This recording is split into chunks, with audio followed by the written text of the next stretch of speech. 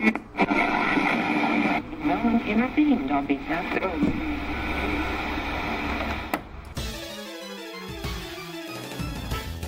And now, coming to you live from atop the Goldenrod City radio tower, it's the one, the only, P.U.C.L TCGcast!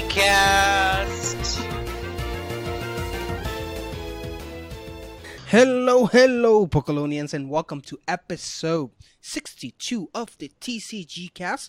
I am your host, Lord Yushiro, and this is, of course, P.U.C.L. P.U.C.L stands for Pokemon Underground Champions League, a nonsensical name our fearless leader came up with, and we're just rolling with it. Today is part number 2 of the biggest set released in TCG history. That is Lost Thunder, a huge set full with so many cards that I don't think we have much time for anything else. But before we tackle them, I have to introduce our wonderful, incredibly good co-host and a blast to the oldie but goodie times. First, some say that he can beat the sun in a staring contest. It's Gator Maximus. Well, obviously I can. I live in Florida. the known as the Sun State. And also, some say that he can build a snowman out of rain. It's Sublime Manic. Fun fact, the city I grew up in, my hometown, is called the Sun City. So we share that in common. Oh, ooh, fancy. Fancy.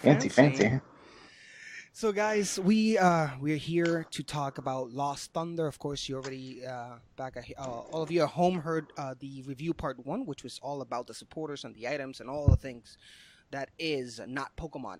Now we're going to tackle to the good stuff, and that is the Pokemons from Lost Thunder. But before we get that, Gator, it's been a while. What have you been up to? Well, as a matter of fact, the fiance and I went to a Lost Thunder pre-release this last weekend. Just yesterday, as a matter of fact, as the time of recording. So as I'm recording, I'm sorting through the cards I pulled, and it wasn't great pulls, but there's just so many cards that what do you expect, Yeah, no, it's incredibly big.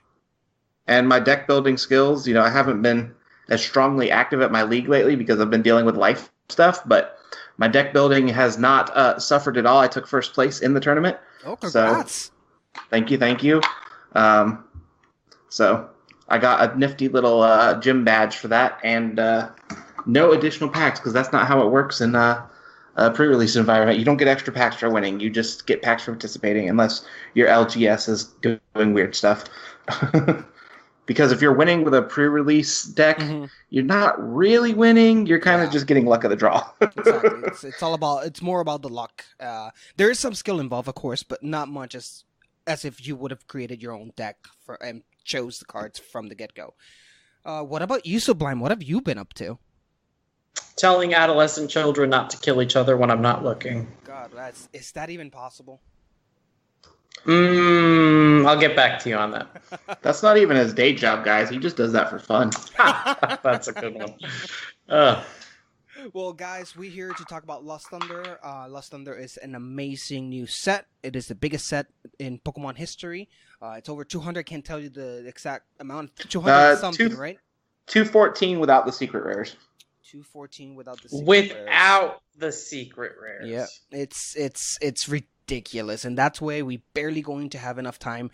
So let's go and jump to it. But before we do that, we do have a mission. We're still running on the TCGcast mission, guys, and that is, if you guys love the show, if you guys love the Game Corner, if you guys love the Battlecast, which Sublime is also featured a lot there, you have to go to iTunes, go to the P.U.C.L Plus channel, and please leave your review. Let us know what you think. Remember, each time you guys review, it is a extra boost in our visibility, so more people can find P.U.C.L Plus, more people can enjoy it, and our community can keep on growing. We need those. There's a lot more players now, so we have no excuse to try to reach out as many as we can. So please go to iTunes, or if you're an Android, your current iPod reviewer, and go there and review us. Tell us what you think, and if they're awesome reviews, we might even read them here on the show. So please go ahead and do that. Now, enough dilly-dallying, enough rigmaroling. We're gonna head out and we're gonna go to Tropical Beach because we're gonna take a splash into Lost Thunder. Grab your ice-cold Corsola Cola and pull up a chair. It's time for Tropical Beach.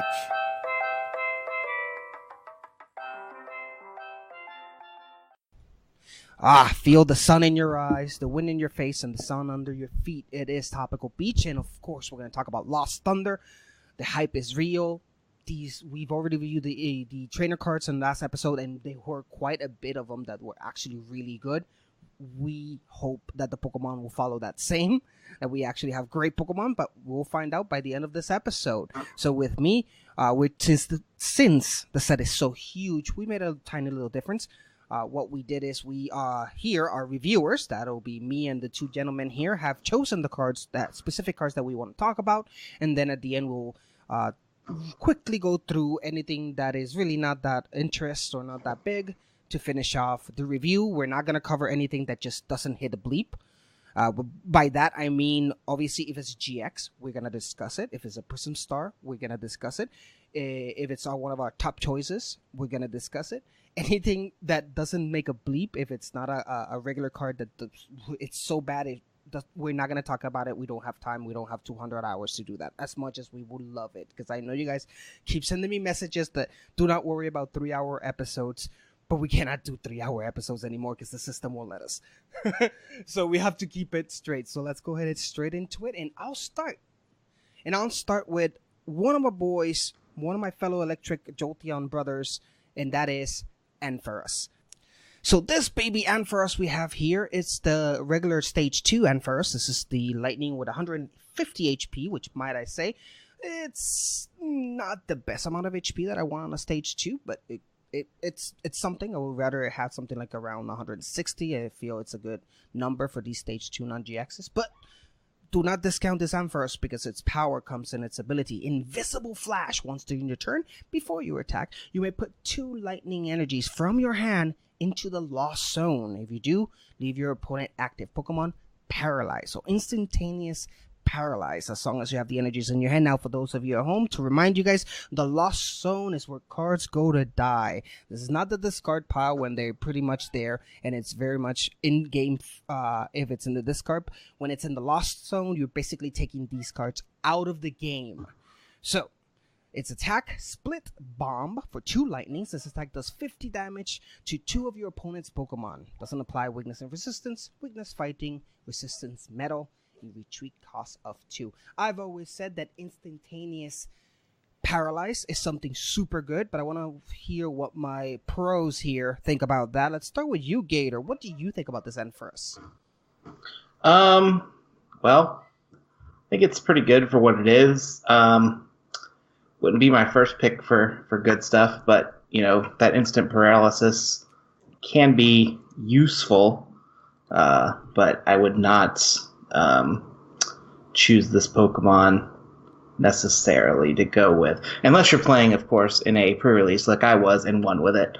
Nice. But that's pretty much it. That's the only time I see Ampharos being good. I'm not really high on this card because Guzma's a thing. Yep. Yeah, Guzma definitely is a thing. What about you, Sublime? Even ignoring the fact that Guzma is just gonna make Ampharos a sad. What is Ampharos? Sheep. Is it sheep? Hairless sheep.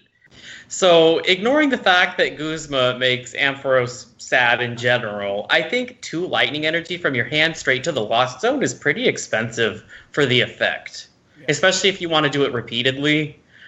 I would pass. I feel that this might be like a one-off in an Ampharos deck, because we are going to get the Ampharos GX soon. So it might be a little extra since you already have the stages to go with it beforehand. Like I said, I really do like the insta paralyses. Its attack for just 2 lightning, we shouldn't discard it either. That's 50 damage to 2 of your opponent. And it does include your opponent's active, and it could be the same Pokemon. So you could do 100 damage to the active or 100 damage to 1 Pokemon in the bench. So wait, what? Is it? Wait. No, it has to do 50 2 only. Oh, yeah, you could of your opponent's Pokemon. Yeah, it does. Yeah, I just, on the whole, I don't think this Ampharos is compelling. It really isn't. Not for a stage 3, or stage 2, rather. Yeah. So, yeah, let's go ahead and rate this baby up. I'm going to say, not very effective for me. Not very effective. Super effective if you're me playing it in a tournament yesterday. Yeah. Otherwise, not very effective. Not very effective any other time, yes. Yep. There you have it. First card off. Ampharos. Sorry, my boy. You didn't make the cut. But let's go on and can quickly continue on to the next one.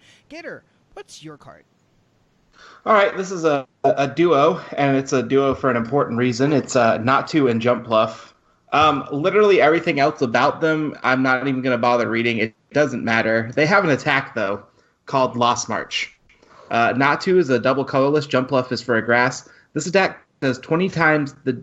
This deck does 20 damage times the number of Pokemon in your Lost Zone.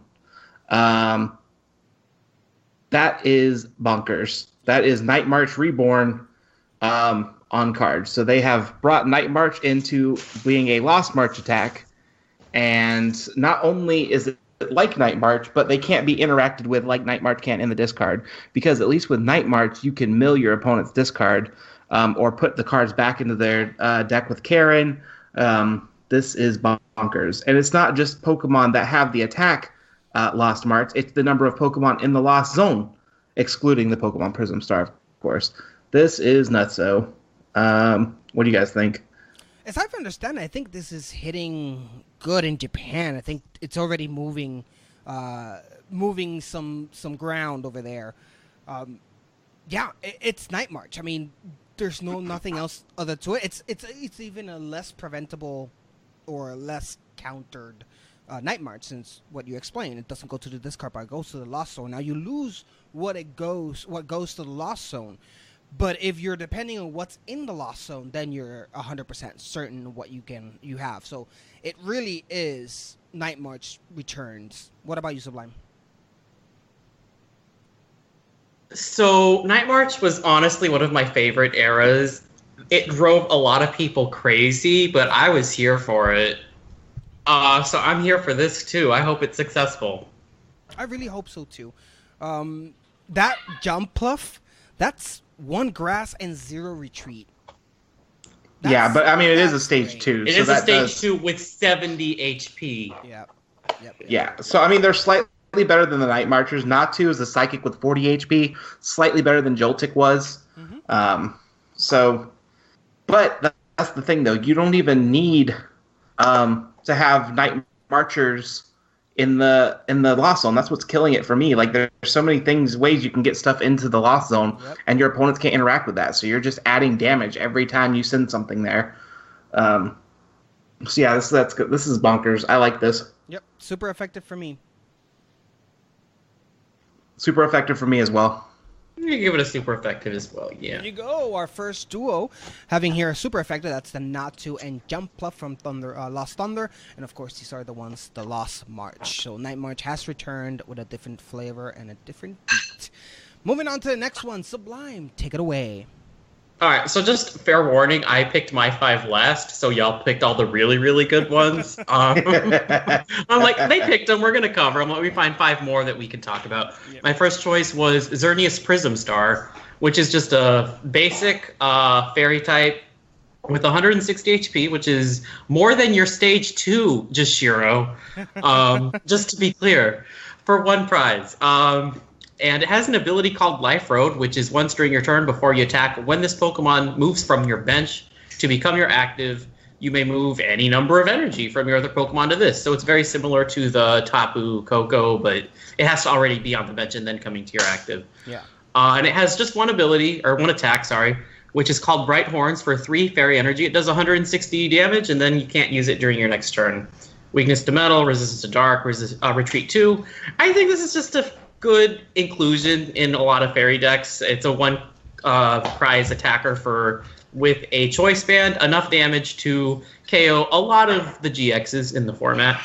And like, what do you have to lose by including it? It's got good damage. It can power up like instantly, pretty much. I think it's got enough going for it that it should be considered if you're making a fairy deck.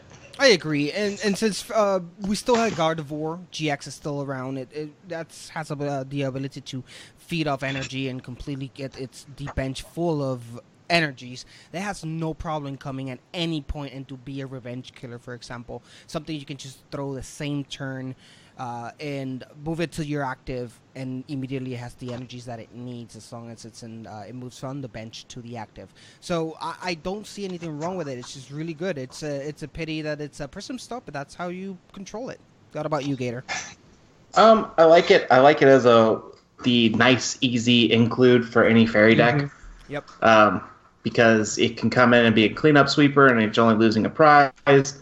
Yeah, it's super splashable. I like that a lot, especially with Alola Ninetales GX coming up that we're going to talk about, and there's a few ideas that are going around with Fairy. I even like it as a cleanup attacker in spread decks that are already using the Fairy energy with the Tapu Lele. So there's a lot of different avenues to use this Prism Star and abuse it. So I'm digging it. There you go. So what we'll give it, I'm going to give it a super effective on my end. What about you, Sublime? Super effective. And Gator? Super effective. There you go. Another super effective. That's Cernius Prism Star. Get yourself a one-off because that's all you need. It's a Prism Star. Easy as that. Now moving on from one legendary to one pseudo-legendary, and let's see if this one is any better than my first pick. And spoiler alerts, no. Shiro, what's with your choices? Yeah, he got to pick first, guys. Yeah. He picked first. He got to make his whole list and left the rest of it for us. And his first choice was Ampharos. No, okay. So if we're gonna talk backstory, so I actually did pick some of the good ones. I wanted to talk about Seraora, and I took them off because I'm like, no, I feel like the guest host should speak about the good cards, and I'll just pick whatever finds my fancy, and I randomly picked them. And yeah, I'm terrible at picking at random, and also terrible in the game in general. But anyway, that's beside the point. Suicune GX is 180 basic GX. It has an ability and 2 attacks, a Phantom Wind. Once a your turn, before your attack, if this Pokemon is on your bench, you may shuffle this Pokemon and all cards attached to it to your deck. Now you got first attack, Cure Stream, has cost 2 waters and 1 colorless. Has 120 damage. During your opponent's next turn, the defending Pokemon attack does 30 less damage. And then lastly, the GX attack called Brinzel. I don't even know pronouncing that correctly. GX, it does 150 damage, and you switch this Pokemon to one of your bench Pokemon. Clearly, Glisabot did that better. Weakness to grass, resistance none, retreat cost of 2. This Suicune, I was waiting for it to be good. I was waiting for a good Suicune card. As you all know, Johto is my favorite generation. It's Gold and Silver. Really love Suicune as a legendary. It's one of my favorite legendaries. I was hoping this to be good, specifically since Water's getting a lot of support. It really isn't.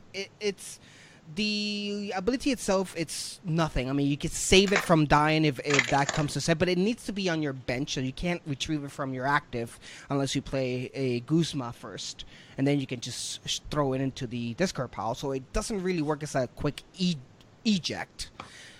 Much, not like Greninja GX attack, which does, after you attack, it can go back into the deck. That's a lot more useful. Its first attack 120, even though it's good math.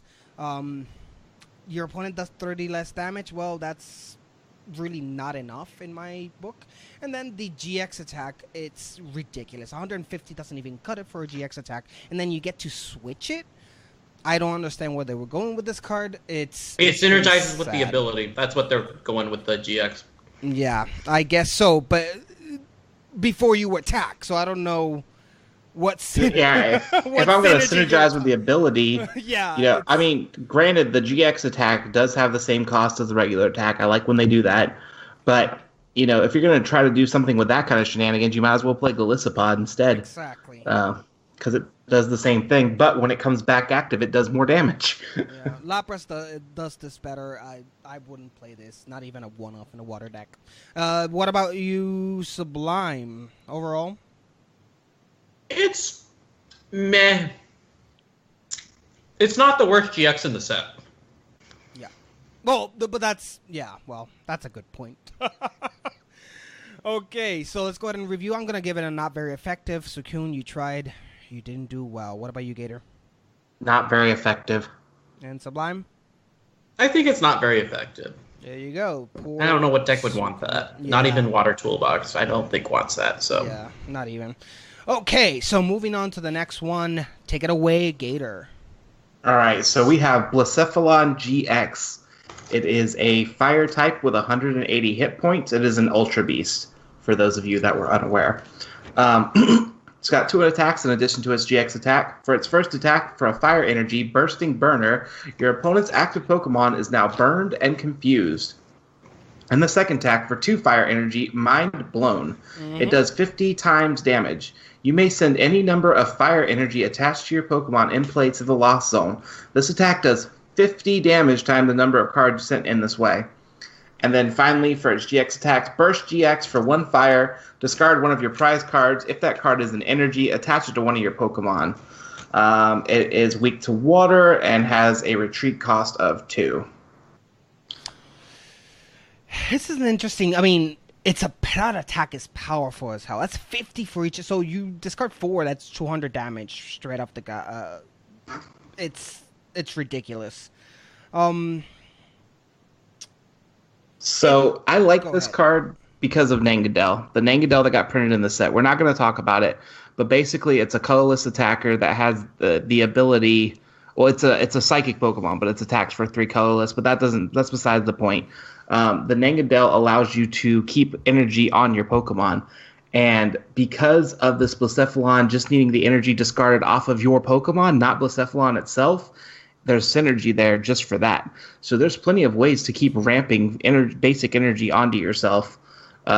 So with Blacephalon being able to do that, I don't see a reason why you couldn't take, 3 knockouts with the amount of energy you need. Yeah, no, it's ridiculous. What about you, Sublime? So I was thinking of a more convoluted, less good strategy. Yeah, I was thinking, there's a what is it, Typhlosion in this set that lets you treat all energy as fire energy as its ability, right? So then, as long as you have any form of energy acceleration, you can pretty much hit for what you want. I like any attack that doesn't have a cap on the damage that you can hit knockouts for 1 rounds. And so Blacephalon has the potential to one-shot things instead of having to do the 2-shot chase, right? So for that reason alone, I think it has potential, as long as you can provide the energy consistently. So, yeah. Now this is also a deck that in Japan has been hitting hard. I believe Misaki Miyamoto won this second place in the Champions League in Tokyo. So it's already proven that it's a powerful deck. It really is a great addition to Fire, which really needs all the support it can get. And it's definitely a welcome alternative to that. So I'm going to give it a super effective for the Clown Prince of Pokemon. What about you, Gator? Super effective. And Sublime? yeah, super effective. There you go. Super effective for the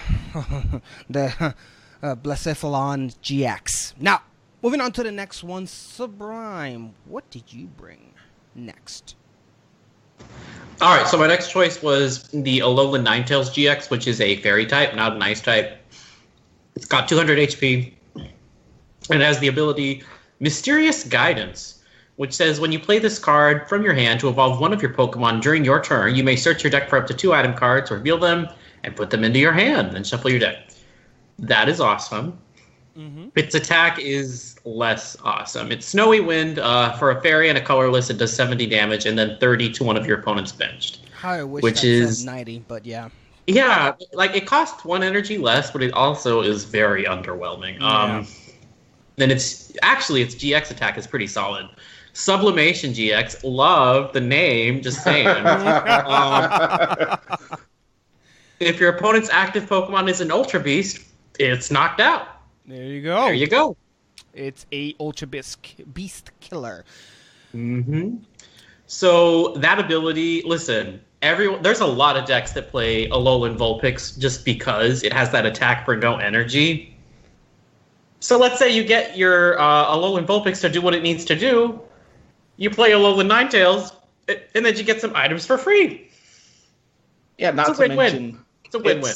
It syncs with the fairy charm too, right? Mhm. So you can kind of like plan for your meta to be able to like evolve it, protect it, same turn.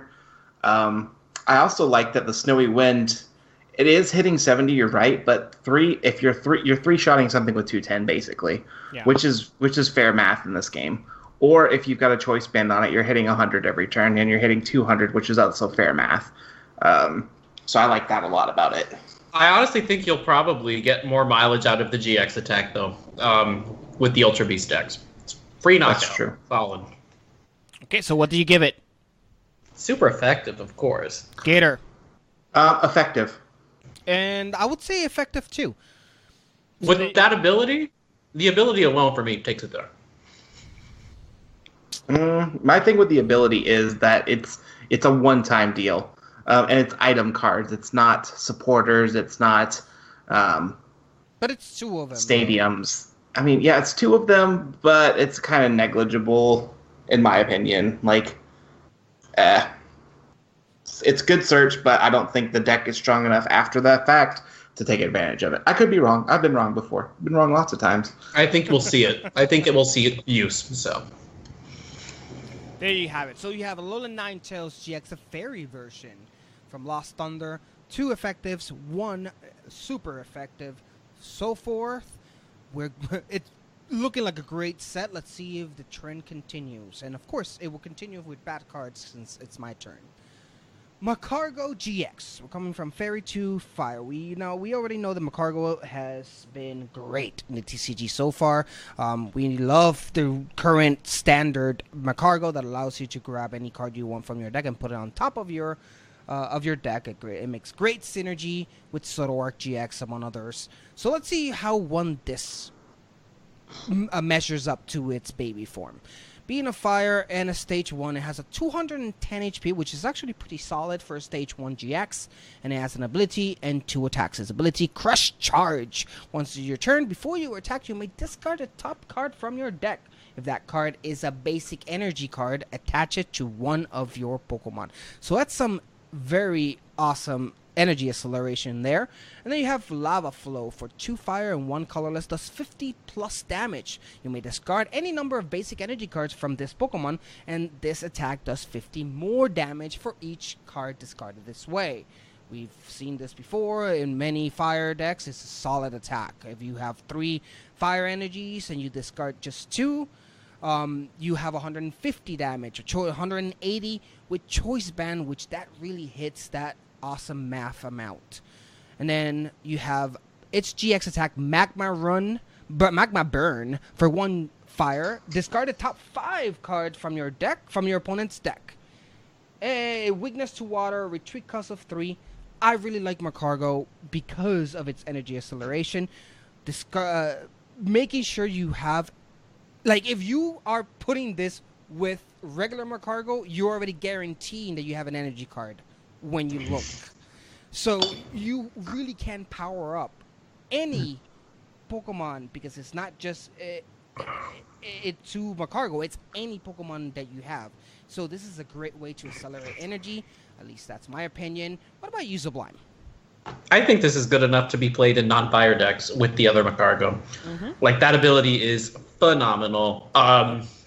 Yeah, because we have the tools to stack the deck, right? So Yep.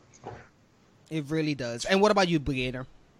I like that it's multiple energy if you have multiple Magcargos. Yep.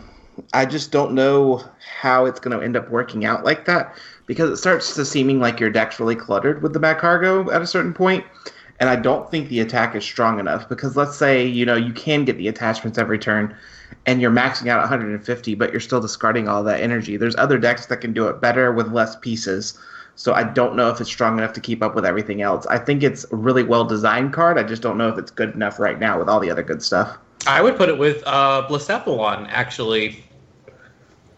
I like the Nangadel better, just because it's a basic, or not a basic, it's a non-GX Pokemon that's accelerating energy, because then if they take a knockout on it, then I don't really care. Is energy recycler still in standard? It is, right? Energy recycling?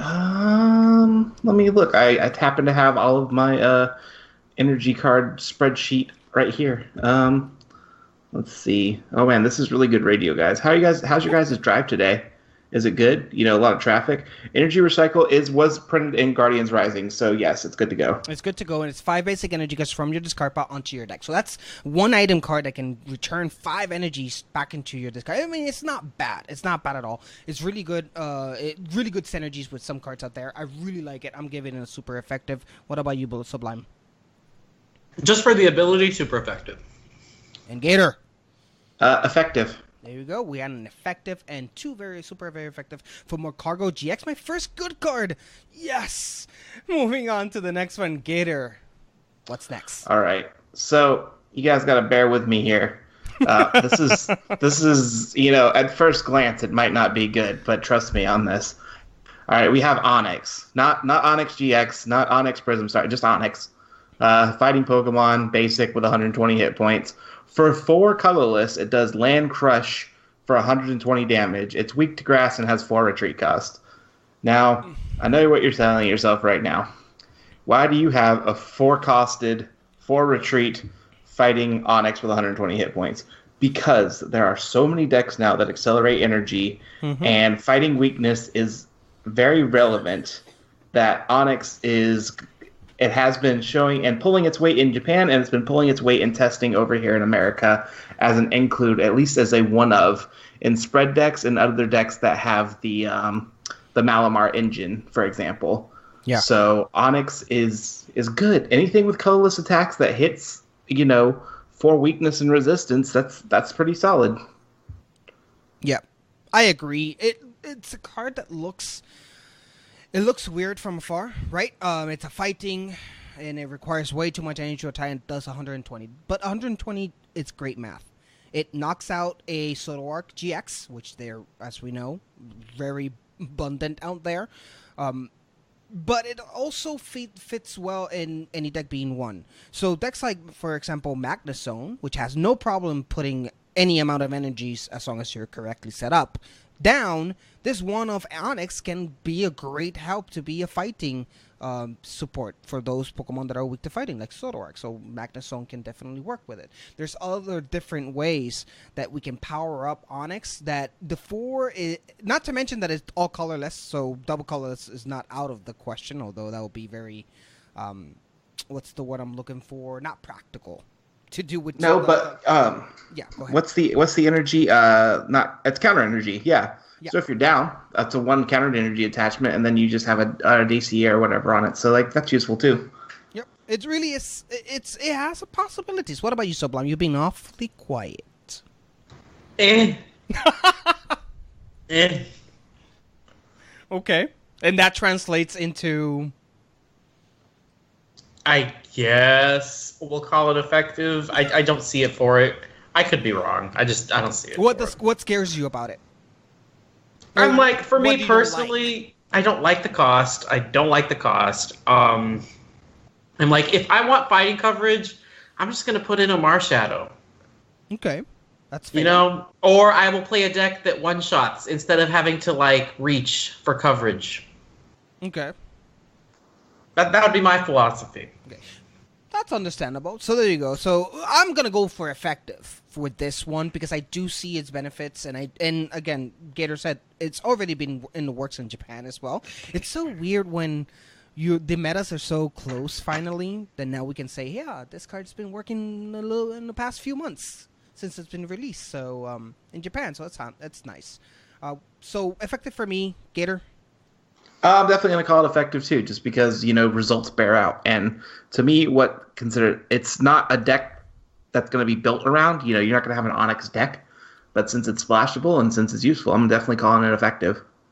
And then Sublime said he also was willing to give it an effective, although barely scraping by not very effective. Yeah. So there you have it, guys. Onyx might be a good tool for those non-fighting decks that require that little fighting that the good thing about Phoenix over Marshadow GX is that you only are giving your opponent 1 prize. Now, moving on to the next one, Sublime. I think you have some terror to tell us. Yeah, I decided to pick a good Tyranitar to make up for yours from forever. You can never make up for This is that Tyranitar. No, yeah. We're going to try, though. Tyranitar GX is a Dark-type Pokemon with 250 HP, Stage 2. And I picked this one because I really like the ability and the attack, actually. Ability is called Lost Out. And if one of your opponent's Pokemon is knocked out by damage from this Pokemon's attacks, put that Pokemon and all cards attached to it into the Lost Zone. I think that's like a very fascinating thing to have. Yeah. It's like, oh, you really needed that to come back? You were going to pull that from your discard? No, you weren't actually. You thought you were, but you're not. And then its bread and butter attack is Vicious Sandstorm for 2 dark and a colorless. Get this. This just makes that like Ninetales look so sad by comparison. Yeah. It does 130 damage, and it does 30 damage to each of your opponent's benched Pokemon. Basic bench Pokemon. Yeah, benched. Sorry, I don't know what. No, you said bench, but you didn't say basic. So basic bench Pokemon. Bench basic. I think that's solid as well. It is. Dang. No, that automatically hits any Tapu It's a Lelis lot. they have, right? And there's so many basic bench Pokemon that you're using right now that it's really solid, really powerful. But you're not done. No, I'm not. It's got a GX attack that I guess we're connecting back to Pokemon Go because it got Smackdown GX. Which just does 220 damage and ignores any effects on the opponent's defending Pokemon. So That's actually really good. I like the 220 because with a choice band it does the 250, which is something. yeah, that pretty much one shots anything. That's what you want to reach. I mean, you don't need the choice band if it's not a GX. It's dead. But if it's a GX, it wouldn't kill a Wailord. But still, it does. It basically knocks out almost everything in the game. And if it's defending, it's protecting itself from any effects, either be attacks or anything. That's even better because it's secure. 220 hit. The only things that scares me are the weakness to fighting. In today's meta, that's something that really you need to work with. And secondly, you don't want to have this Tyranitar fighting against a Lost March deck. That's true, but that is only one deck. No, yeah. Against any other deck, like, you Any don't other want your deck, stuff it will going into destroy the it. Lost Yes, Zone. yes. Don't play this against a Lost Intrigues March me. because we were just feeding that deck power, and that's not what you want. But away from that, it's an incredibly powerful card. It's what you expect. It's what we wanted Salamence and Dragonite GX to be. Tyranitar from Gen 2 had to come in and say, no, boys, this is how you do it. I like Tyranitar GX. What about you, Gator? I like Tyranitar as a Pokemon a lot, so this pains me to say that this Pokemon card is underpowered. Oh, really? Interesting. For a Stage 2, with the other Stage 2s that it has to compete with being a GX, it's not cheating enough for me. Okay. And by cheating, I mean that, you look at other Stage 2 GXs that have been successful, and it's ones that, completely circumnavigate the rules of the game, like Gardevoir GX being a good example, giving you extra energy attachments. That's cheating. Like, it's basically just says, here, play this card and cheat. So this card isn't greedy enough for me, so I don't think it's that great. Interesting. Well, I'm giving it a super effective. What about you, Sublime? I definitely think it's effective. An effective? Yeah, I mean, like, listen, I don't plan on going and making Tyranitar my deck of choice, but I think that ability is fascinating and very dangerous. And I think it has really good math. I just don't think it's going to be like, oh, top deck is Tyranitar. You know what I'm saying? Yeah. So I think it's good. I would include it in, like, a dark deck if there was, like, a deck that just focused. Yeah, I think it's a good card. I think it's effective. Okay. I don't think it's a great card. I think it's a good card. There you go. And what about you, Gator? You said effective as well? No, not very effective. Oh, not very effective. There you go. Yeah. Wow, we have one that basically scratches all of them. Not very effective, effective, and super effective. And that's Tyranitar GX. So, with that being said, let's move on to the next one. And that next one is me. And I bring a couple of cards here. And that is Combi and its queen. Combi's back. Is it good? I don't know, but I know someone that really wants to know, and that's Basket. Combi, being a grass, has an HP of 40. It has one attack. B-March. Search your deck for up to 3 Combies and put them onto your bench. Then shuffle your deck. And the reason I'm adding Combi here, it will make sense when I read Vespiquen.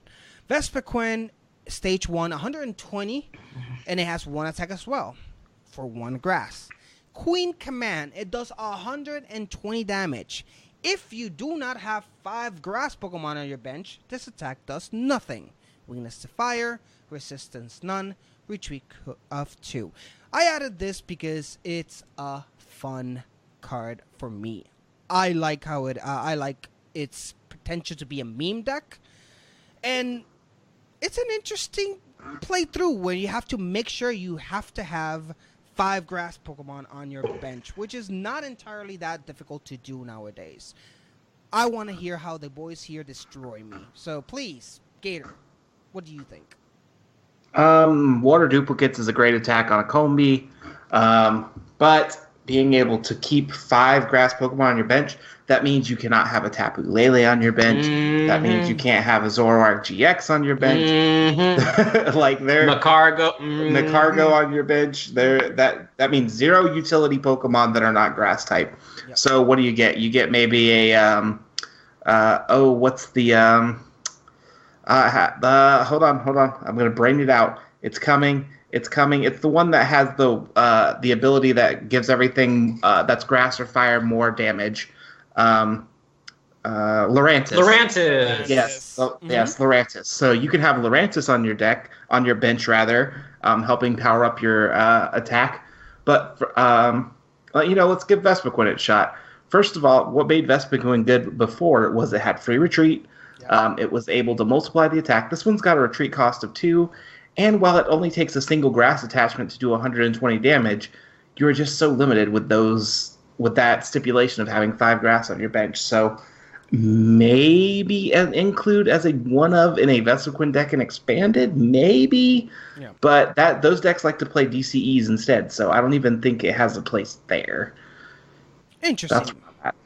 What about you, Sublime? I miss the old Vespiquen. Not very effective. Well, but what about the Combi, though? You know what? That's a great Combi for expanded old Vespiquen. But no, not even in old Vespiquen, because old Vespiquen runs off of DCE. You don't even run grass. Oh, that's true. Yeah, this is... Never mind. It's no. Just no. Yeah. Give me the old Vespiquen. There you have it, guys. So not very effective from both Sublime and Gator. I'm going to give it a not very effective. I wanted this to be really good. We got to be real. Keep it real. We got to keep it real. But it really is not that great. So moving on to the next one. But let's go ahead and let's take a pause. Let's take a break. We'll be right back after these words. And we're going to continue on with Lost Thunder, the review. We'll be right back. Hey, Puckalonians, it's Sublime Manic. Can't get enough of your favorite flip-flopping podcast? Then check out our social media. You can find links to our Facebook, Twitter, Reddit, and YouTube, all from our website, pucklepodcast.com. And you can join our Discord to hang out with your favorite hosts and other Puckalonians. Also, check us out at twitch.tv/thepucklepodcast. And if you have an Amazon Prime account, consider subscribing to our Twitch channel. You can also check us out at YouTube at YouTube/PucklePodcast. And we also have a Patreon if you're able to give anything at patreon.com/PucklePodcast. And we are back to the Lost Thunder review. This is episode 62. We're just going over the Pokemon from Lost Thunder. And so far, the set is really interesting. A lot of good cards, some misses. But overall, so far, better than last set, that's for sure. But I digress. Continue on, Gator. What's our next card? Well, next we have Giratina. It is a Psychic with 130 hit points, and of course it is a basic. It has the ability Torn Door. Once during your turn before your attack, if this Pokemon is in your discard pile, you may put it onto your bench. Then put 1 damage counter on 2 of your opponent's bench Pokemon. Then it has an attack for 2 Psychic and a Colorless, Shadow Impact, 130 damage. Put 4 damage counters on 1 of your Pokemon. It is weak to Dark, it resists fighting, and it has a retreat cost of 3. So why did you choose this card? So Giratina is busted. Oh my god. So, first of all, everybody that spent all that money on, what was it, Shining oh, was it Lugia? Yeah, Shining Lugia. Because they wanted to deal with stuff like baby Buzzwole. Yeah. Well, this card just officially replaced that. Because for 2 Psychic and a Colorless, you're hitting 130 damage, which is great damage numbers to hit right now, really especially is. with all of the little Pokemon running around. Not to mention, this Pokemon recycles itself every turn. So if your opponents are trying to knock it out, you can just keep bringing it back. It doesn't die. So it's really splashable in your deck as far as not taking up space, because a lot of the times the reason you run 3 or 4 of lines of an attacker is because you have to worry about them being knocked out in prize. Well, this, if you run 2 of them, that negates your prize problem, and you can keep pulling them out of the discard. And as far as negating that 4 damage counters on one of your Pokemon, you can put the 4 damage counters on Giratina, and if your opponent knocks it out, it doesn't matter, it comes back again. So this is like the Pokemon that never dies, so I'm really into it. It reminds me of the Darkrai that does basically the same thing, except instead of damage counters, it's the energies.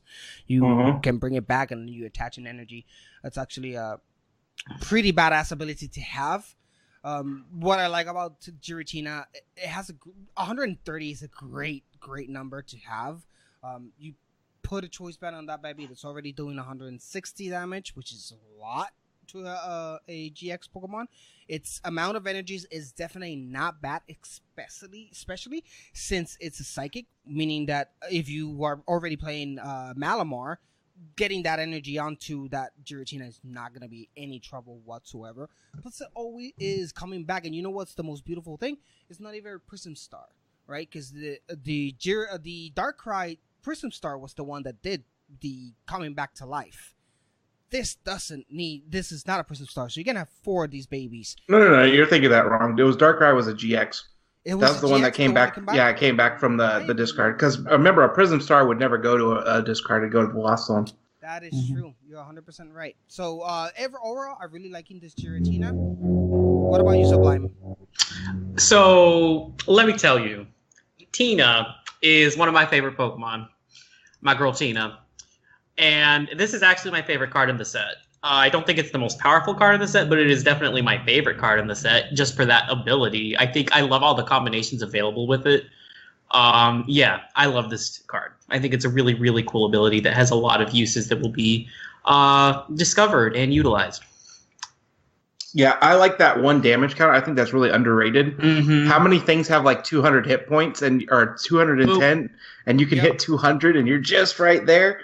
Bam, that's so good. Yeah, especially because you can there's a lot of ways to keep like stacking that up over time. So yeah, playing on the stream, I cannot count post rotation all the times that I've been missing that 10 HP that I can't knock out for that 1-hit KO that I need to be able to go get ahead in that game. And the Giratina being able to do that, it's fantastic, and it really is something that shouldn't be looked over as nothing. So Giratina, I'm giving it a super effective on my end. What about you, Sublime? Super effective. And Gator? Super effective. There you go. Also, like, I'm really excited for an expanded with Mega Gardevoir, the one with Despair Ray. Ooh. I do see that.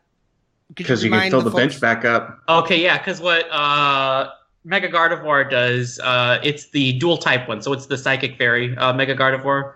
It has a Despair Ray as its attack, which does 110 plus 10 more damage for each Pokemon from your bench that you choose to discard.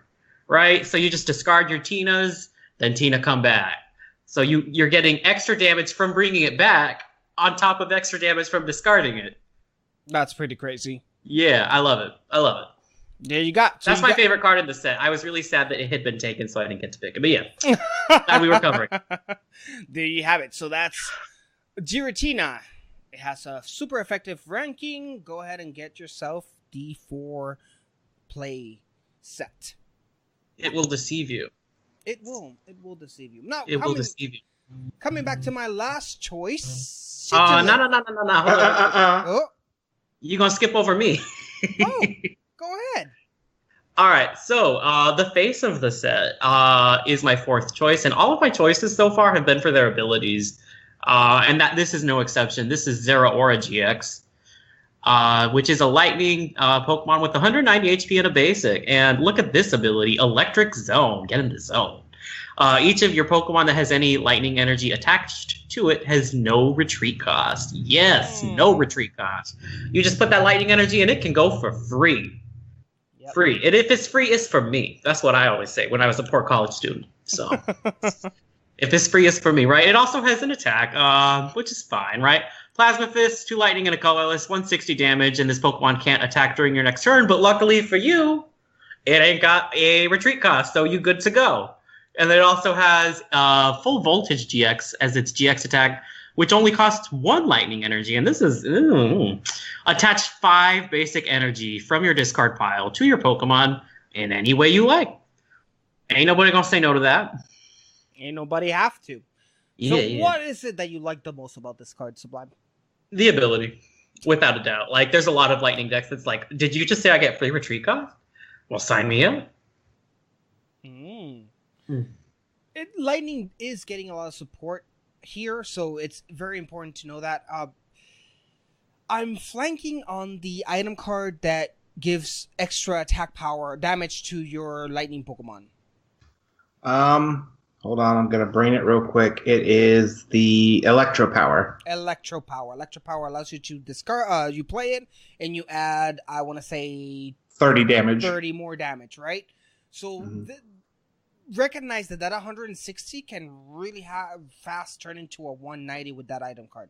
Also, if it happens to have a choice band, it's 200. You're doing 220. Yeah, it's got really, it's solid. This is a solid card, even without the ability, but the ability is the star. Oh, the ability is fantastic. And especially in a meta which we do not have Floatstone, being able to give free retreat cost is godsend right now.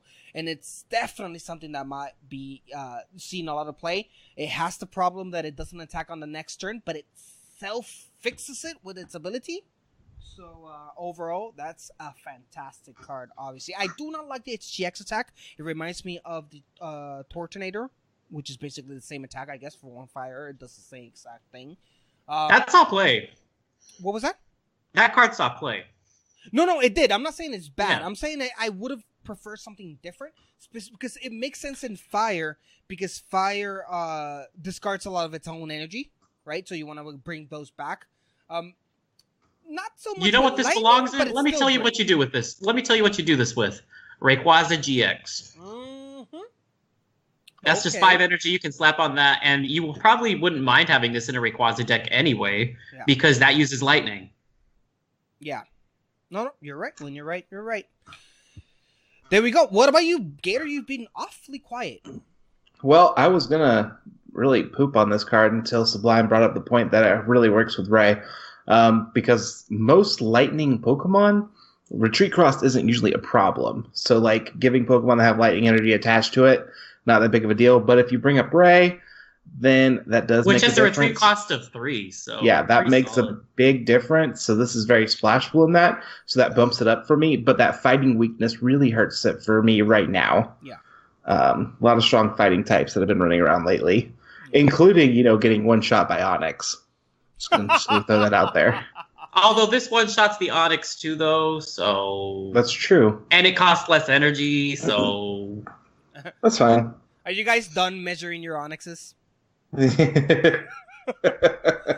So let's I'm being catty.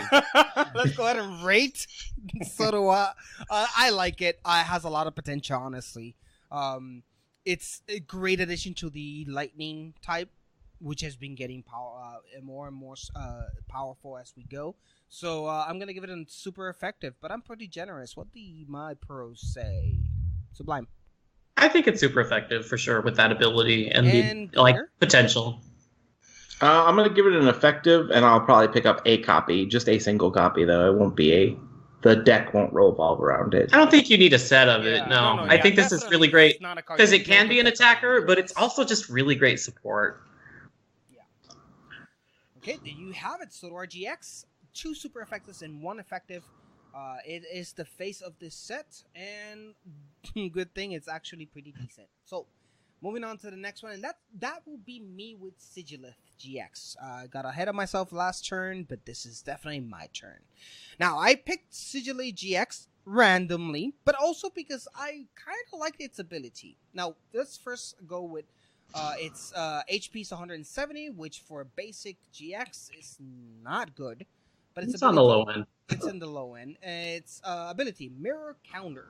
If this Pokemon is your active Pokemon and is damaged by an attack from your opponent's Pokemon GX or EX, even if this Pokemon is knocked out, put damage counters on the opponent equal the amount that it got.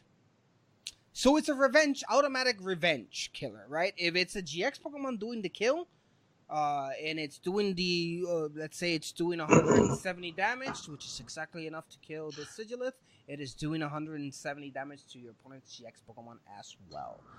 Now, its first attack, Sonic Wind for 1 Psychic and a double colorless, does 80 damage, which is pretty low. This attack damage isn't affected by resistance, which means it's pretty bad. And then Intercept GX. It's a GX attack for the same amount as its regular attack. 60 times damage. This attack does 60 times the number of energy cards attached to your opponent's active Pokemon. Its weakness to lightning, resistance to fighting, and its retreat cost off 2. Like I said, I mentioned this Pokemon and I picked it out because I liked its ability. When I was playing Greninja Break, one of the things that I liked about that deck, and it's the Bursting Balloons, because I like making my opponent think twice whether or not to attack me. If he attacks me, he's going to have to deal damage. Sigilith has this in itself, and it has no cap. Whatever my opponent is dealing damage, that is what I'm going to go ahead and deal back at them. The only way they can prevent that is by blocking its ability, or for killing it, not being a Pokemon GX or an EX. So overall, I really find Sigilith really interesting, but I want to hear what my boys here say. Let's start with you, Gator. What do you think? I like punishing EX and GX greedy decks, but I think there's a lot right now that are not relying on the EX and GX. You know, most decks are packing some single prize attackers, so it's not like you can't get around this. And I don't like the cost of a Psychic and a double colorless to only do 80 damage. Yeah, no, that attack is garbage. That's garbage. Yeah, that's real bad. And you're not even like one-shotting the stuff that would be necessarily hurting you besides the EXs and GXs. You know, you're going to have to Sonic Wing twice to knock out anything that's hurting you that's not an EX or a GX. So, yeah, it's going to not see play, in my opinion. Really? Not even a one-off in a Psychic deck? I can see this as a tech card. I can see it as a tech card, too. Now, a tech card to me needs to have more going for it than this has got going for it. So okay, fair enough. What about you, Sublime? This is why you run something like Prism Star Xerneas. Okay. Yeah, I like that ability a lot. It makes me wish we had Hex Maniac in the format still. Oh God, I do. Me too. I love that card. Yeah. It's fine. You know what would be even like, okay, so the idea is you punish them for using it.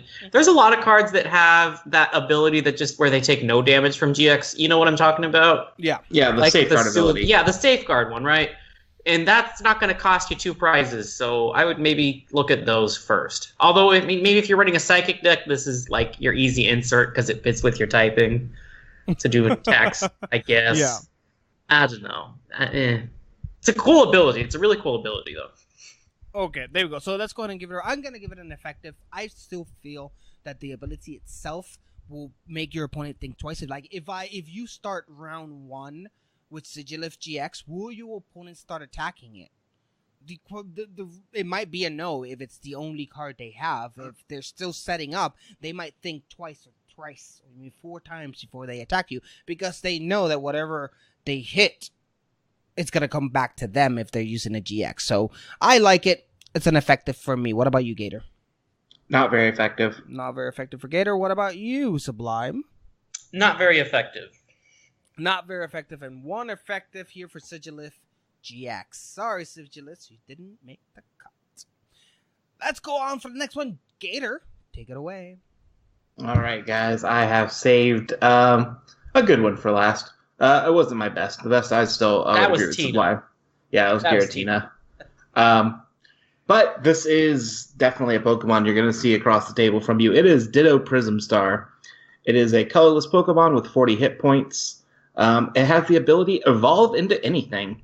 During your turn, you may play a Stage 1 Evolution card from your hand onto this Pokemon to evolve it, excluding your first turn and the turn this Pokemon comes into play.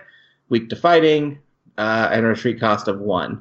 So welcome to your 5th basic Pokemon in all of your multi-stage decks. Yep. It's a 5th basic Pokemon for your evolution decks. It's basically what it is. It doesn't, it's nothing more than that. It doesn't have to be anything more than that. What it does is pretty much what it needs to do. Sublime.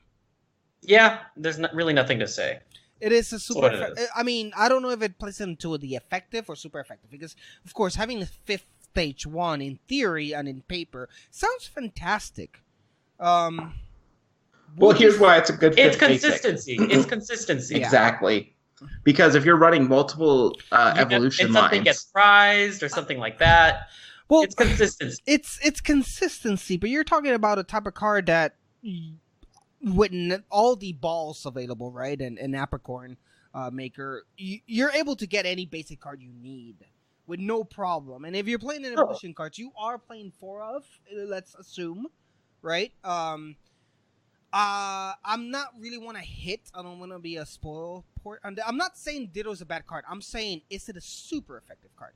Because having a 5th stage, okay, it make you consistency, and that's the consistency. I'll tell you why. Because on my turn 2, I have a choice on what I evolve into. If I have Ditto out, I don't have to worry about what I want to pull out. Ditto is a no-brainer for me because I can get that with Elm. I can get it with several different other cards, and we don't have to worry about that problem that people are running into where it's like, well, you have to run a 2-1 split of the stage 1 line because you need it to splash into the deck. No. Now you can run your 1-1 line without worrying about it because you always have the basic to go in. That I can see, yes. That sold me onto super effective, yes. Because now that you mention that, yes. Because I can choose whether this Ditto evolves into the Zoroark that I need, Zoroark GX, or maybe I need a Macargo on that same deck. Or maybe I need something else. Depending on what I need, if it's multiple evolutions, that Ditto is a placeholder for whatever I need to evolve next. And that is something that is really powerful. And that I will give a super effective on, that's for sure. So, super effective for me.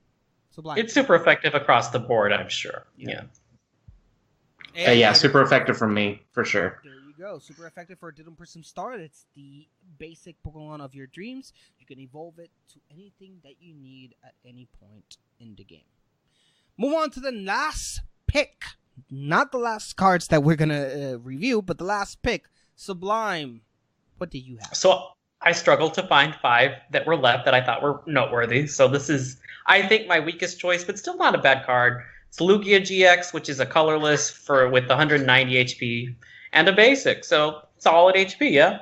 It's got Psychic as its first attack, which is 3 colorless, and it does 30 damage plus 30 more damage times the amount of energy attached to your opponent's active Pokemon. So that's just going to take a big old deuce on Rayquaza GX, for example. And then its other attack is Watatsumi's Spear, which does 170 damage. It costs 4 colorless, and it can't use this attack during your next turn. Its GX attack is called Lost Purge, which is only 3 colorless again. Put your opponent's active Pokemon and all cards attached to it into their Lost Zone. That's all it is. It's colorless, so you can splash it in pretty much any deck. If you're running double colorless energies, as so many decks want to do, those costs aren't as bad as they look. So I think it's do you need something that can do these kinds of things? Kind of helps with the Rayquaza matchup, kind of helps with getting something into the Lost Zone so they can't use it. It has a solid go-to attack if you have nothing else that you can use at the moment. I think it's just a good card to have as an option for deck building. Here's a question for a resident judge. If it's GX attack, it says put your opponent's active Pokemon and all cards attached to it to their Lost Zone. That counts as a KO, right? No. No. So your opponent puts all of the cards into the Lost Zone and you get no prize. That's correct, because it doesn't knock out a Pokemon, it just puts it into the Lost Zone. Interesting. Very. It's still good for getting rid of something. I mean, it's still good. Yes, it's still good if it's the only choice you have. hey, this will get rid of that sigil if you want to block with.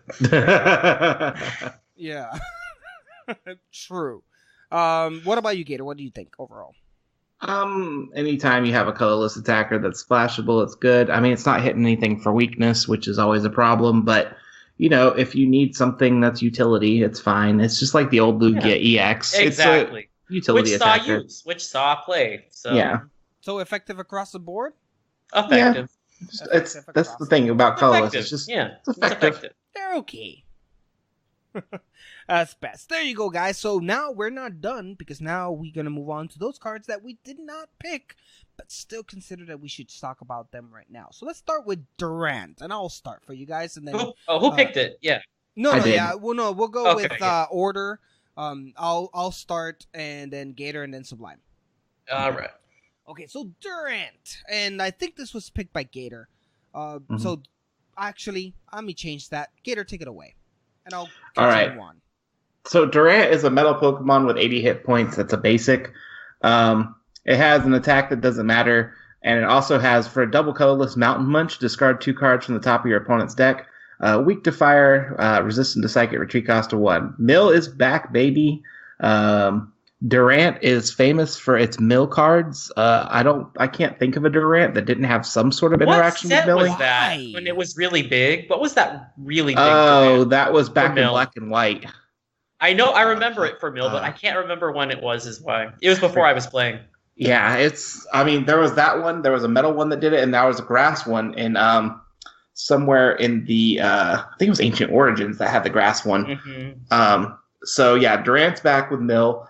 Unfortunately, a lot of the good mill cards got rotated, but hey, look, we gotta. It's back. I mean, you start somewhere, right? Yeah, 2. Exactly. Yeah, it's a starting point. There you go. What we're gonna give Durant as a rating, though? Effective.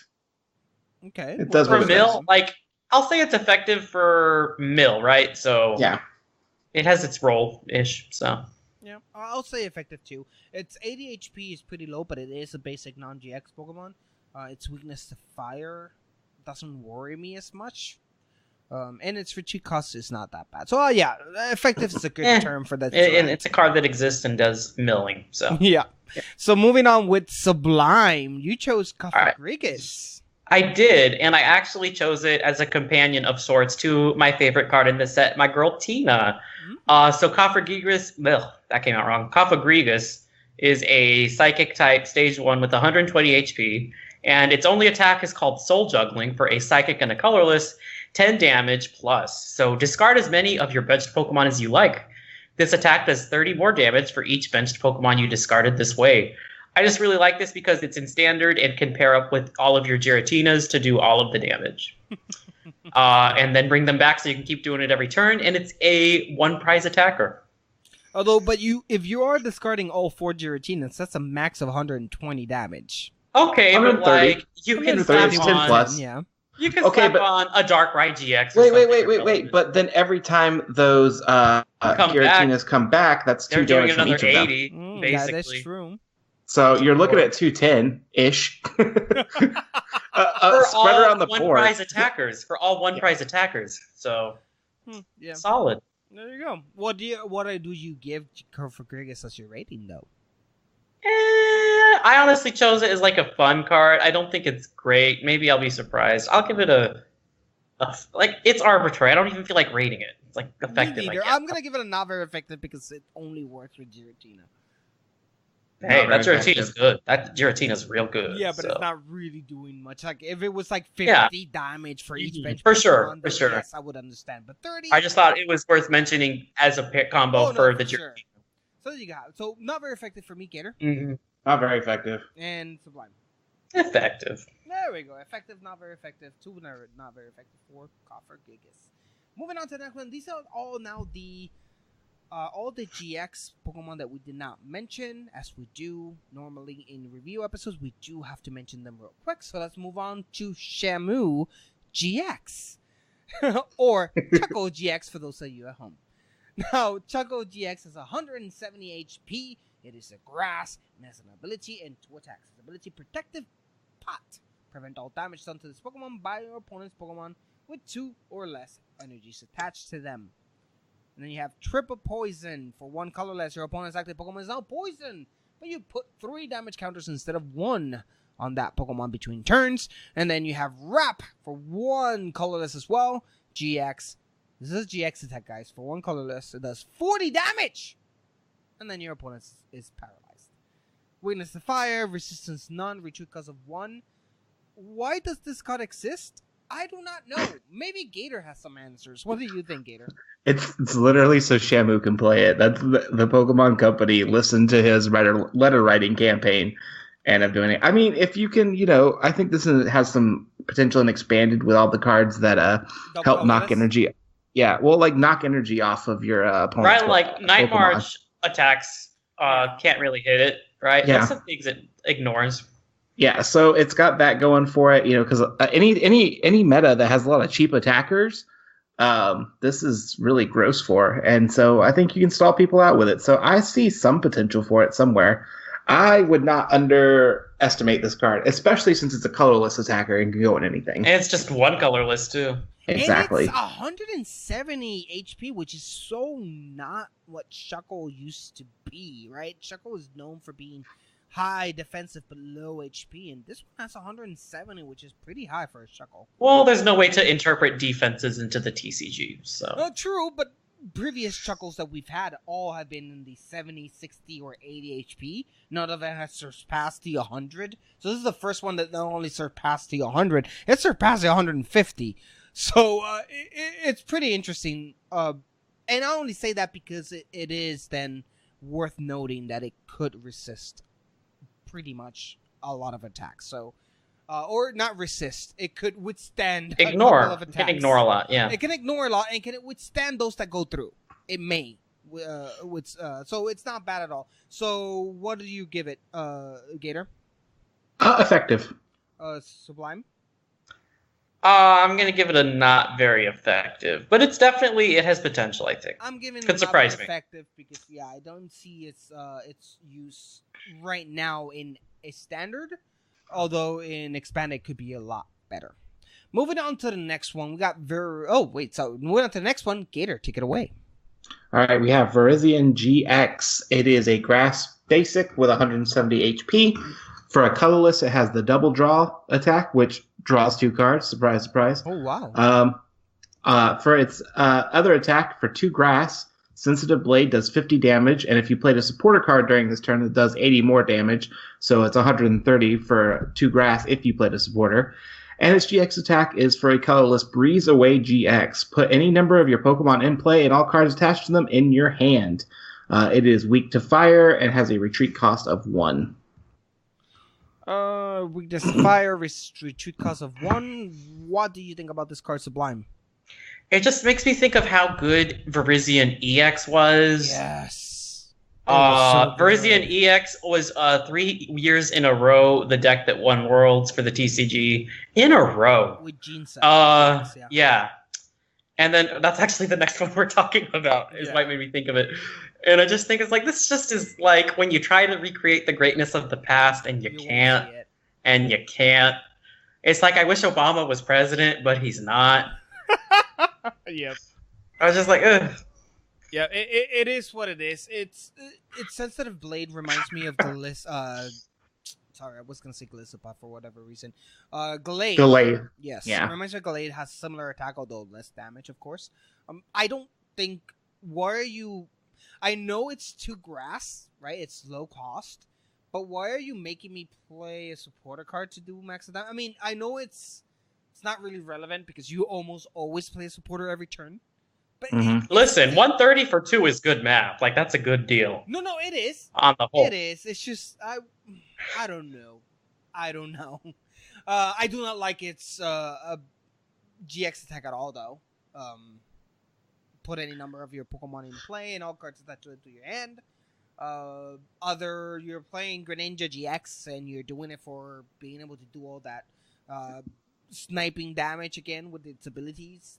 I don't know why would you doing Breeze Away at all for that point. So you can have a dramatic way to forfeit if you take them all back. Yeah. That could be. What about you, Gator? You're being awfully quiet. I like it for clearing the bench. Is pretty nice when you have like damage stuff or you want to play Lele's again. So I don't hate that GX attack. I hate that I you don't can like only do that it it's an once. attack. Yeah, I don't like that I it's don't an care for attack. that as an attack. And I don't like it even more than it's a GX attack. I mean, this is the only GX attack you get in the game. Yeah.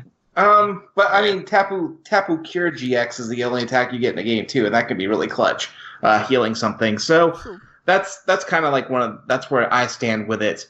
But I mean, I guess it's splashable in a grass deck, but with 170 HP, most everything is hitting at least 160. Mm-hmm. So if you can't avoid being the knockout with the choice band, then you're really not doing much. So I don't think it's very good. It's not. Yeah. It just makes me wish we had Verzion EX back. Yes. So it's not very effective across the board, I would assume. Yeah, not very effective. It's a pity it's not a EX. Not very effective. Although, also worth noting, Shuckle blocks it.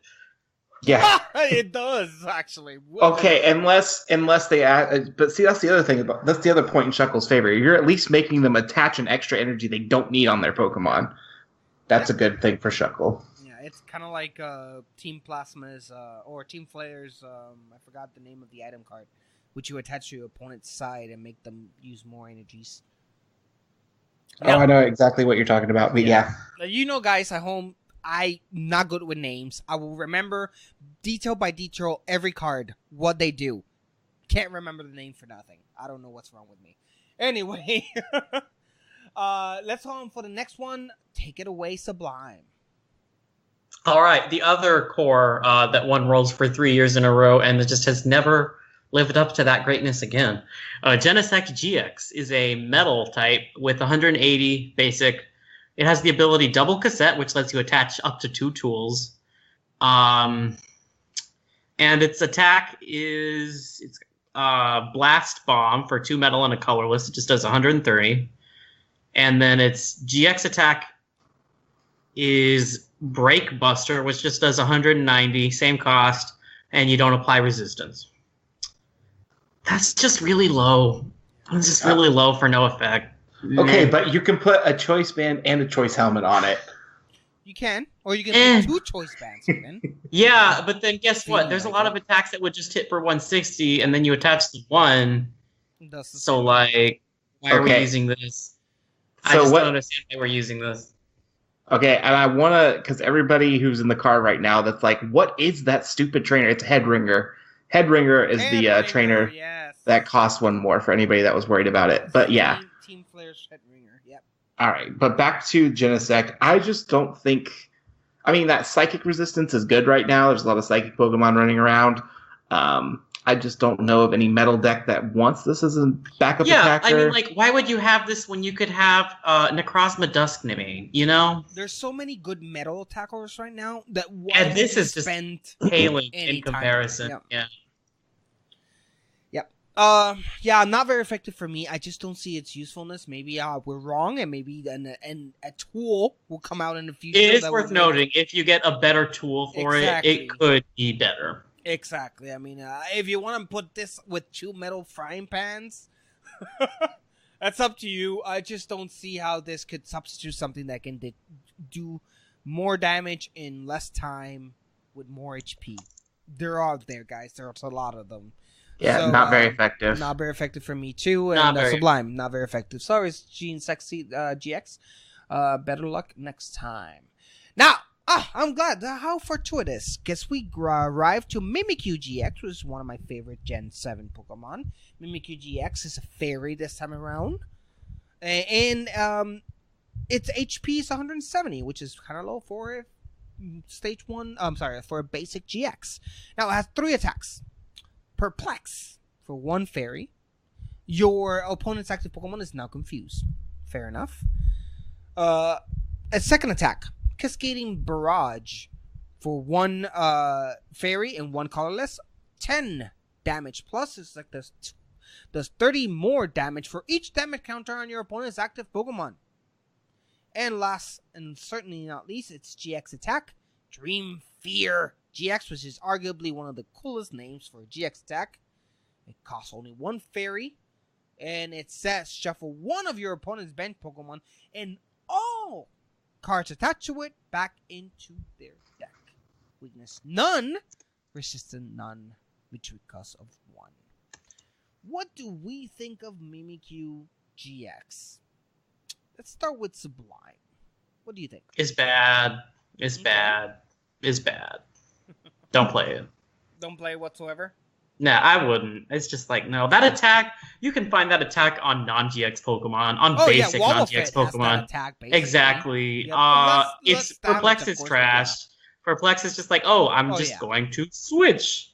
Dream Fear, why are we just putting something back in their deck when we have things that can send them to the Lost Zone? We have things that'll just like KO them. Like, no. Just no. I don't like this at all. I don't like anything about it. What about you, Gator?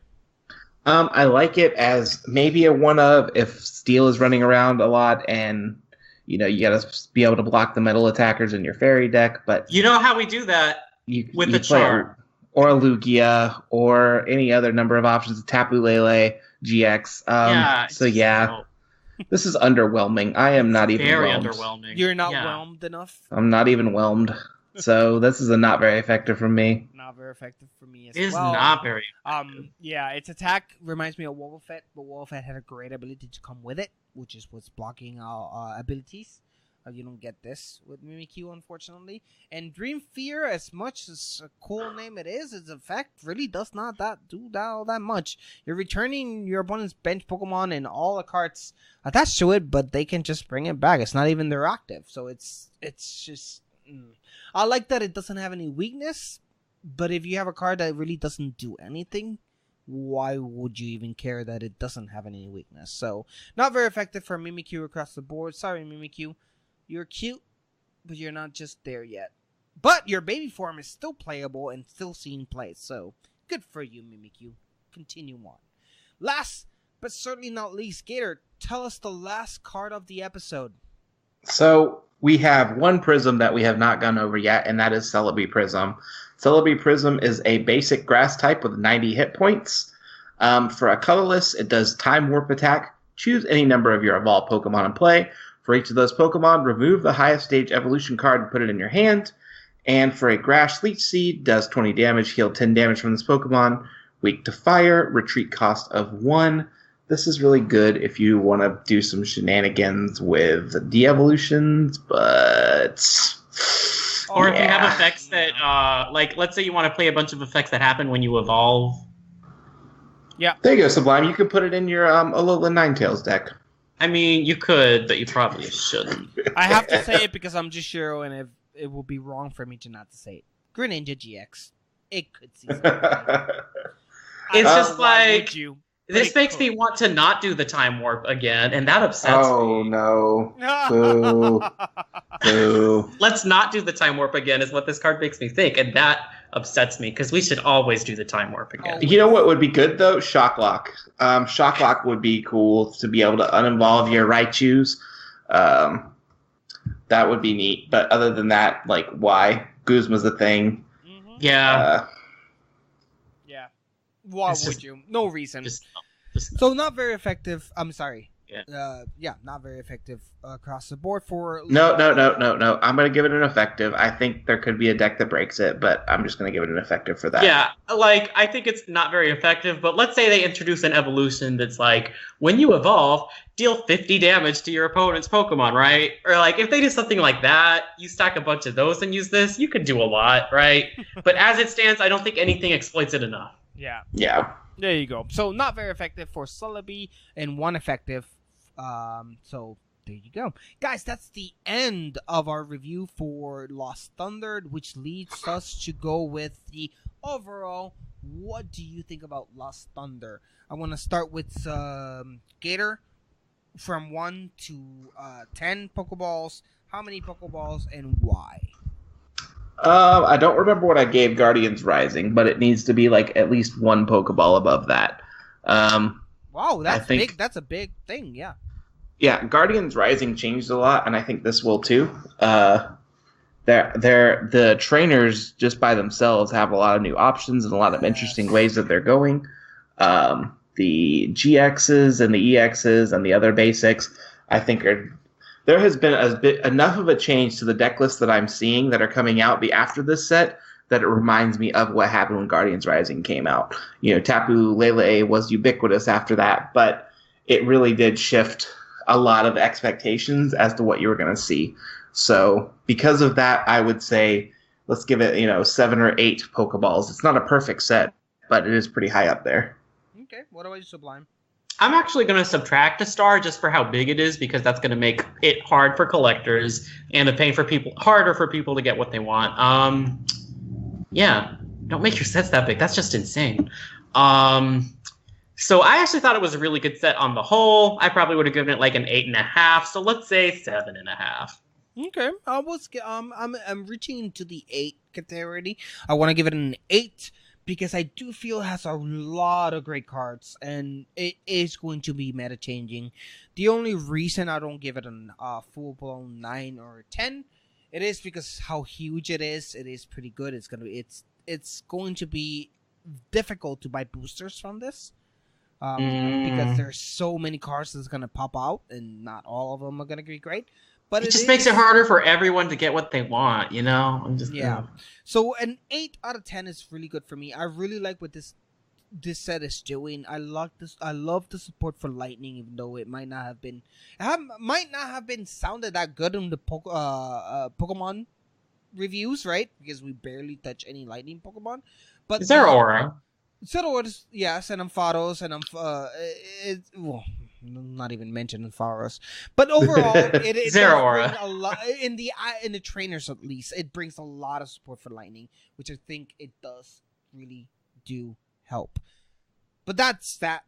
There it is, the Lost Thunder. It is a set. It has been already out. Please go ahead and grab your boosters. Grab the cards that you want. We gave you a list of cards you can purchase, which ones you can't. Let me know, guys. Next week, we go to our regular standard episode, so that means that we're going to have Trainer's Mail and Deck of the Episode. So let me know what you guys think. What's your favorite Lost Thunder card, and why do you think that we're wrong? Please let us know. Now, Puckle doesn't end when this show ends or any show ends, because Puckle is continuously. If you like what we do here, please go ahead and visit us in all of our social media. We got Puckle Podcast at Twitter. There you can follow us whenever you have any big announcements or any big posts. You can find it on Twitter. But we'll also go to our Facebook.com site. We have 2 big groups there. We have actual Puckle Podcast group, Facebook.com/Puckle Podcast. That's our main show's group. But we also have TCG, Puckle TCG on Facebook. There you can follow through all of the news and all of the events from Puckle TCG. You can also please follow, go and join Discord, because everything that happens in Puckle happens in Discord. That is 24 hours a day. If you need to trade, battle, participate in tournaments, anything you need, you will find in our Discord channel. Every single link is always in our description bar, so please go ahead and join us there. And last but certainly not least, if you have the extra money, please go ahead and donate to us in Patreon. Become a Patreon. Every single cent you put to Puckle goes right back at Puckle. Equipments, prices, tournaments, all of it is funded 100% by you guys, and none of it goes to us.